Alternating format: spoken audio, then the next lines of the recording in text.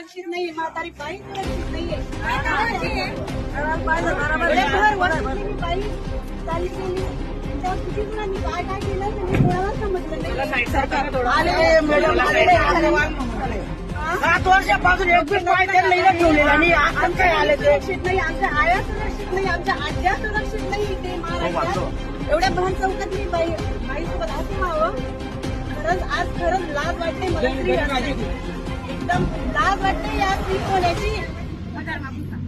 आज आम्ही दंडेवाले बाबाच्या इथे मोहाडी एरियात जी घटना घडलीये म्हाडामध्ये त्याविषयी मी 2 शब्द बोलू इच्छिते. आज एक स्त्री किती सुरक्षित आहे सांगा बरं तुम्ही मला.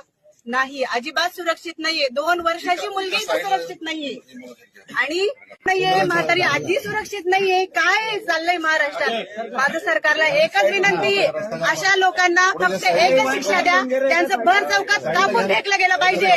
धिक्कार आहे अशा सरकाराचा, धिक्कार आहे.